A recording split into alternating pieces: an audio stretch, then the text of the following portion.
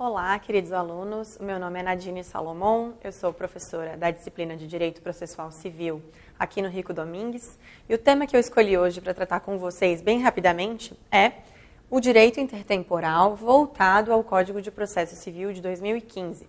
O que o direito intertemporal, linhas gerais, trabalha a partir da entrada em vigor do CPC de 2015, nessas questões de conflitos temporais entre normas. Em que momento a gente entende que é vigente o CPC de 73, em que momento a gente entende que passa a viger o CPC. Um tema bastante importante, a gente vai até resolver uma questão ao final do vídeo, nesse momento de transição, em que a gente tem aí diversos processos, diversas relações jurídicas processuais que se iniciaram sob a égide do CPC de 73 e seguiram. Aí tem continuidade, ainda não receberam uma resposta final, mesmo com a entrada em vigor do CPC de 2015. Os concursos públicos têm prestado bastante atenção a essas questões. Então, por se tratar também um tema de que muitas vezes é negligenciado pelo aluno, né, tá lá nas disposições finais e transitórias, eu fiz questão de trazer para vocês, porque isso pode ser um diferencial entre você e o seu concorrente aí nos concursos públicos que vierem a surgir abordando esse tema. Primeira ideia aqui que eu quero passar para vocês está lá nas disposições finais e transitórias, no artigo 1045.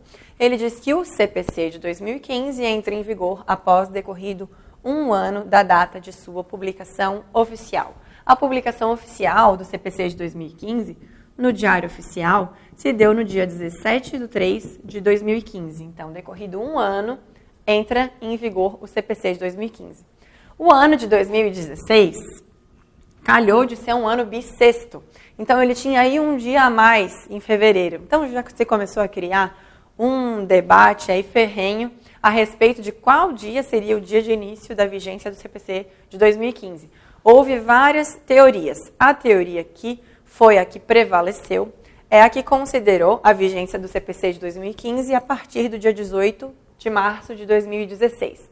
Ela foi encabeçada pelo Superior Tribunal de Justiça e por outros doutrinadores, como, por exemplo, o Fred Didier, o Nelson Neri Júnior, entre outros. Ela tem como raciocínio o fundamento construído a partir de duas leis, essencialmente. A Lei nº 810, de 49, que é aquela lei que define o ano civil. No artigo 1º, ele disciplina que considera-se ano o período de 12 meses, contado do dia do início ao dia do mês correspondente do ano seguinte. E o Código Civil de 2002, no artigo 132, parágrafo 3º, diz que os prazos de meses e anos expiram no dia de igual número do de início ou no imediato, se faltar exata correspondência. Então, não tem nada que se falar ali em ano bissexto, que tem um dia a mais, até porque o prazo foi estabelecido ali no 1045 em ano. Ele falou decorrido um ano. Ele não falou decorrido 365 dias ou 366 dias. Então, é com base nessas informações que a gente tem que trabalhar. E ficou estabelecido, de fato, que a vigência do CPC de 2015 se dá a partir do dia 18 de março de 2016. A gente tem aí, quando a gente vai estudar o direito intertemporal, que a doutrina acaba idealizando, trabalhando os sistemas de direito intertemporal, dividindo-os em 3 modalidades diferentes. A gente tem o sistema de unidade do processo, o sistema de fases processuais e o sistema de isolamento de atos processuais. Frisei aqui, coloquei em vermelho para o aluno ter em mente e não esquecer de que o sistema adotado pelo CPC de 2015 é o de isolamento de atos processuais. O sistema de unidade do processo é aquele que considera que a lei processual vigente quando do ajuizamento da demanda vai ser a lei que vai acompanhar esse processo até o seu final. Não importa se essa lei for revogada por outra, aquela lei original vai viger no processo do começo ao fim. No sistema jurídico brasileiro, a gente tem alguns exemplos que se utilizam desse sistema de unidade do processo. E eu tenho um primeiro exemplo que vem à mente, da Lei de Recuperação Judicial e Falências. Uma vez iniciado o processo, a ação sob a vigência de determinada lei, ela vai acompanhar esse processo até o final. Por exemplo, a Lei de Recuperação Judicial e Falências é a Lei número 11.101 de 2005. Essa é a lei atualmente vigente a respeito desse tema. Mas a lei antiga era até um decreto-lei 7661 de 45. As ações que foram ajuizadas antes da Lei número 11.101 de 2005, abordando essa temática de recuperação judicial e falências, não vão ser regidas pela Lei 11.101 de 2005. Se elas começaram quando o Decreto-Lei 7661 de 45 estava vigente, assim elas vão prosseguir até receber a sentença final. Não importa que essa sentença se dê agora, em 2019, por exemplo. Tá? É uma exceção, é um sistema diferente aqui. O sistema de fases processuais divide o processo em algumas fases e entende que a lei vai viger até determinada fase do processo, e daí, a partir do momento em que essa lei foi revogada e entrou em vigor uma nova lei, então, dependendo da fase em que o processo se encontre, vai viger a lei nova ou a lei antiga. Já o sistema de isolamento de atos processuais é o disposto no CPC de 2015 como a grande regra geral da nossa sistemática processual. Ele está ali mais ou menos enunciado no artigo 14, no começo do Código. O artigo 14 diz que a norma processual não retroagirá e será aplicável imediatamente aos processos em curso, respeitados os atos processuais praticados e as situações jurídicas consolidadas sob a vigência da norma revogada. Então, aqueles atos jurídicos processuais perfeitos que foram praticados e concluídos sob a vigência do CPC de 73, eles não vão ter que ser anulados, eles não vão ter que ser refeitos, porque o CPC de 2015 passou a entrar em vigor. O que passou, passou, e dali para frente, a partir da vigência do CPC de 2015 em diante, aquela lei processual vai se aplicar imediatamente. Então, esse sistema de isolamento dos atos processuais, ele funciona com base em algumas premissas. A primeira delas é que o CPC de 2015 aplica-se imediatamente, mas apenas aos atos processuais praticados sob a sua vigência. A outra premissa importante é que o ordenamento jurídico brasileiro vai respeitar as situações jurídicas consolidadas, ou seja, vai respeitar os direitos adquiridos, os atos jurídicos perfeitos e a coisa julgada. O direito intertemporal, ele realmente, a todo momento, tenta balancear dois cânones principais. Ele leva em consideração a lei do progresso, né? A sociedade tende a se desenvolver e as normativas, as legislações tendem a refletir o que a sociedade entende como mais adequado para determinadas situações. Então, a gente entende que a lei nova, a princípio, é aquela que disciplina com mais propriedade determinadas situações jurídicas. Mas também, de outro lado, o direito intertemporal, ele quer também homenagear a estabilidade das relações jurídicas firmadas entre os cidadãos. Então, para que o sistema não fique assim, uma bagunça generalizada, uma sensação de insegurança com relação a um momento vige uma lei, outro momento vige outra lei, ele tenta estabelecer assim, algumas premissas, algumas regras para sopesar esses dois cânones, tá bom? Aí eu trago aqui algumas exceções também. Esse sistema de isolamento dos atos processuais, ainda, mesmo vigendo esse sistema de isolamento de atos processuais, algumas situações se aceita que o CPC de 73 opera com uma ultratividade, digamos assim. Em que momentos são esses? Se a gente estiver diante de uma situação em que há efeitos imanentes e inseparáveis de um ato jurídico perfeito ou de um direito adquirido, ou também uma intensa conexidade de atos processuais, a gente vai entender que o código o CPC de 73, embora revogado, vai operar aí com uma ultraatividade. Por exemplo, um prazo que começou a correr sob a vigência do CPC de 73 vai continuar a correr a partir do regramento do CPC de 73. Vamos pensar, um prazo começou a correr dia 17/3 de 2016. O CPC de 2015 começou a viger a partir do dia 18. Ele começou a contar do dia 17 com base no CPC de 73, então ele vai finalizar também com base no CPC de 73. Ele não vai, no meio do transcurso desse prazo processual, mudar a legislação. Não tem como a gente cindir esse momento processual. Então, se começou com base no CPC revogado, vai terminar com base no CPC revogado também. Então, ele vai ser contado, por exemplo, em dias corridos e não em dias úteis. E também, se a gente estiver pensando aqui no caso de um agravo de instrumento, por exemplo, o prazo para a interposição do recurso vai ser 10 dias, que é o que disciplinava o CPC de 73, e não 15 dias, que é o que disciplina o CPC de 2015.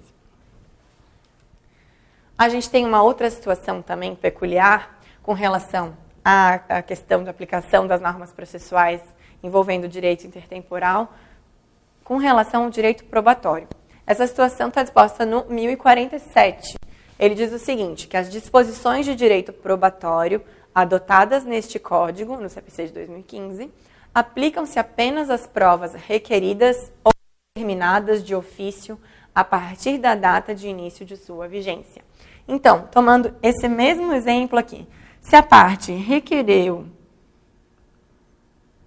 uma prova, ou uma prova foi determinada de ofício, quando ainda era vigente o CPC de 73, na hora que ela for ser produzida, a produção dessa prova, vamos pensar que vai ser dia 19/3 de 2016. A hora que ela for produzida, vai levar em conta o CPC de 73 e não o CPC de 2015. Embora, no dia 19/3 de março de 2016, o CPC de 2015 já fosse vigente. O grande marco que define aí a ação processual que vai ser aplicada em questão de direito probatório é o momento em que a parte requer a prova ou se eventualmente ela foi determinada de ofício, e não o momento em que ela será produzida. O STJ, para facilitar o trabalho aí de todos os atores do sistema jurídico nesse momento de transição, até, sobretudo, enfocando na questão recursal, ele editou aí aos 45 do segundo tempo, foi no dia 16 de março de 2016, uma série de enunciados administrativos para facilitar a interpretação a respeito de algumas questões nesse âmbito. Eu trouxe alguns, existem outros, eu quis ressaltar esses enunciados administrativos aqui, que eu acho os mais relevantes. O enunciado administrativo do STJ, de número 2, diz que aos recursos interpostos com fundamento no CPC de 73, ou seja, relativos a decisões publicadas até dia 17 de março de 2016, devem ser exigidos os requisitos de admissibilidade na forma nele prevista, com as interpretações dadas até então pela jurisprudência do STJ. O enunciado administrativo número 3 fala que aos recursos interpostos com fundamento no CPC de 2015, ou seja, relativos a decisões publicadas a partir de dia 18 de março de 2016, serão exigidos os requisitos de admissibilidade recursal na forma do novo CPC. Fica claro aqui para a gente que o grande marco que define em que diploma processual vai reger os requisitos de admissibilidade recursal, nesse caso aqui, vai ser a data da publicação da decisão. Então, vamos pensar que a decisão foi, utilizando esse mesmo exemplo aqui, que a decisão, uma decisão interlocutória, digamos assim, foi publicada dia 17/3 de 2016. O advogado da parte, a parte, foi intimada dessa decisão interlocutória dia 19/3 de 2016, quando já vigente o CPC de 2015. E aí, quando ela vai apresentar o agravo de instrumento, já está vigente o CPC de 2015. Quais são os requisitos de admissibilidade que a gente tem que considerar em relação a esse agravo de instrumento do exemplo? Os requisitos de admissibilidade, nesse exemplo aqui, vão ser os do CPC de 73. Porque o que a gente tem que levar em consideração não é a data em que a parte foi intimada, não é a data em que a parte apresenta o recurso, e sim a data em que a decisão que foi objeto de recurso foi publicada. Isso aqui é bem importante, que cai bastante questões a respeito desse tema, que realmente geram muita dúvida na jurisprudência.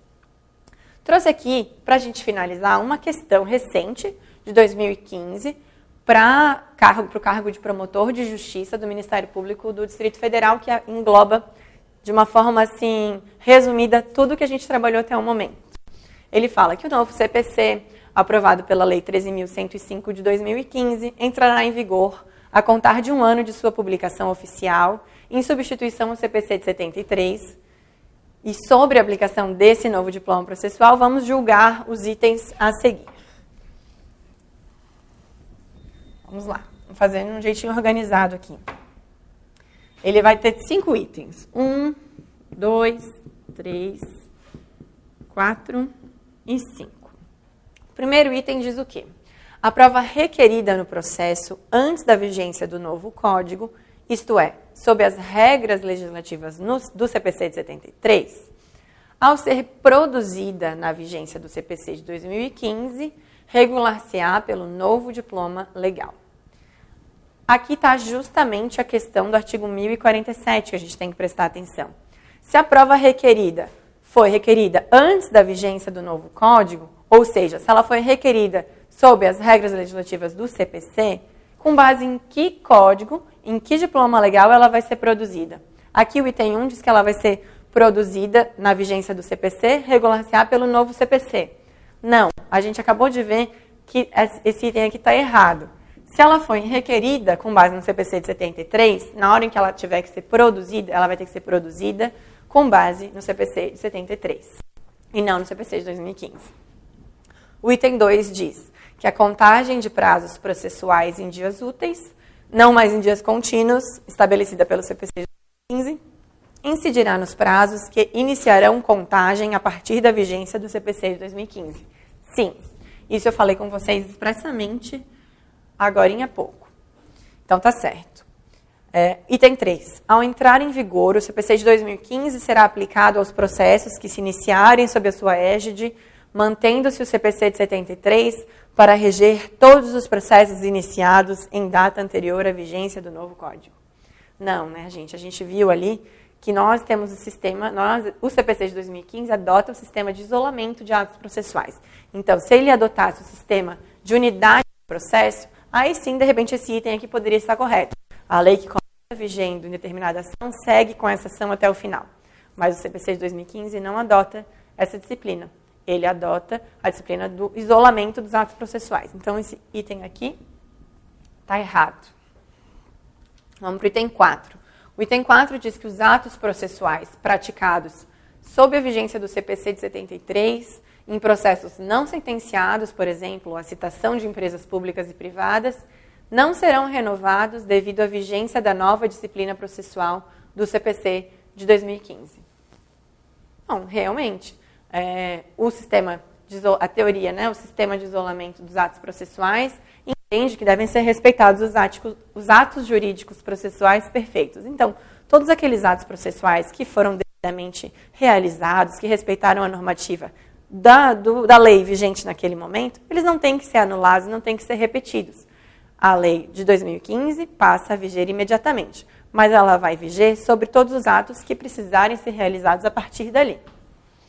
Então, essa questão está certa, né? Os atos processuais praticados sob a vigência do CPC de 73 não serão renovados devido à vigência da nova disciplina processual do CPC de 2015. Então, está certo esse item 4 também. Último item. Ele diz que a norma processual do CPC de 2015 não retroagirá e será aplicada imediatamente aos processos em curso, respeitados os atos processuais praticados e as situações jurídicas consolidadas sob a vigência do CPC 73. Tá certo também, né? É uma das grandes premissas do nosso sistema aqui, jurídico-processual. Então, vamos ver qual que é a assertiva, a alternativa correta. Estão corretas a 2, a 4 e a 5. 2, 4 e 5 correspondem à letra D. Então, era para ser assinalada essa aqui como a alternativa correta no caso. Eu espero que tenha ajudado vocês, despertado o interesse dos alunos nessa matéria. Desejo sucesso nos próximos concursos públicos e até a próxima.